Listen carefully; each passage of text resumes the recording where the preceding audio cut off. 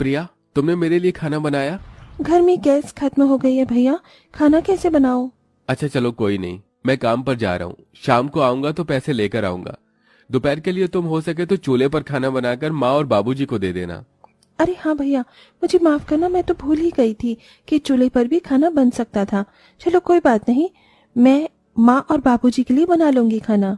इतना बोलने के बाद अर्जुन अपने काम के लिए निकल जाता है। वो अपनी कंपनी में पहुंचकर अपनी सीट पर बैठता है और काम शुरू कर देता है। लगता है मित्तल साहब ने आज मुझे कुछ ज्यादा ही फाइल दे दी है। शाम को तो देरी हो जाएगी काम करते करते।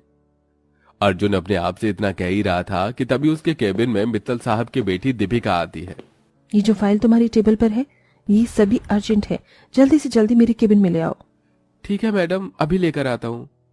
दीपिका अपने ऑफिस में चली जाती है, जिसके बाद अर्जुन सारी फाइल्स लेकर उसके ऑफिस में पहुंच जाता है। मैडम, मैडम कहाँ हो आप? मैं सारी फाइल लेकर आया हूँ। तभी पीछे से अचानक दीपिका अर्जुन को गले से लगा लेती है और कहती है, और कब तक हमें इस तरीके से चोरी छुपे मिलना होगा? देखा, मुझे ये बर्दाश्त नहीं हो रहा है। तुम कब मेरे पिता से शादी की बात कर रहे हो? बात करने को क्या है, मैं तो आज ही बात कर लूं। लेकिन तुम्हें पता है ना, मित्तल साहब हमारी शादी के लिए हरगिज नहीं मानेंगे। ओह गॉड, ऐसे तो हम एक दूसरे के लिए तड़पते ही रह जाएंगे। तभी दीपिका के अमीर पिता मित्तल उन दोनों को एक साथ देख लेते हैं। ये सब क्या चल रहा है यहाँ पर? अरे पिताजी, आप यहाँ?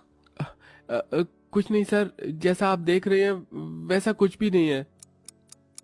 कैसा कुछ है वो मैंने देख लिया है। मैं तुम्हें आज इस ऑफिस से निकालता हूँ।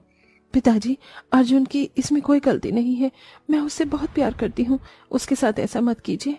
ये दो कौड़ी का लड़का तुम्हें अपने प्यार के झांसे में फंसा रहा है ताकि अपनी सक्सेस की सीढ़ियों को पार कर सके, तुम्हें सीढ़ी बनाकर। अर्जुन ऐसा लड़का नहीं है पिताजी, आप समझने की कोशिश कीजिए। तुम्हारे पास दो चॉइस है, या तो अपने पिता के पास ऐशो आराम की जिंदगी जियो, नहीं तो इस दो कौड़ी के लड़के के साथ यहाँ से हमेशा के लिए चली जाओ। ठीक है पिताजी, मैं यहाँ से जा रही हूँ। मैं अर्जुन को किसी भी हालत में नहीं छोड़ूंगी, मैं उससे बहुत प्यार करती हूँ। जिस प्यार की भूख तुम्हें अभी लगी है, एक दिन वो भूख मिट जाएगी, तब गरीबी से परेशान होकर तुम वापस लौट कर आओगी मेरे पास। मित्तल की बात सुनकर दीपिका और अर्जुन वहां से चले जाते हैं।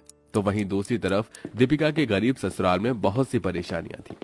माँ, मैंने खाना बना लिया है, चलो खाना खा लो। वैजयंती प्रिया के कहने पर खाना खाने लगती है। अरे बेटी, ये तो कच्चा पका हुआ खाना है। माँ, लकड़ी खत्म हो गई थी और गैस भी खत्म हो गई है, बहुत मुश्किल से ये खाना बना पाई हूँ। कोई बात नहीं बिटिया रानी, जो बनाया है उसे ही खा लेते हैं। दोनों गरीब माँ बाप खाना खा रहे होते हैं। उसी वक्त अर्जुन दीपिका को अपने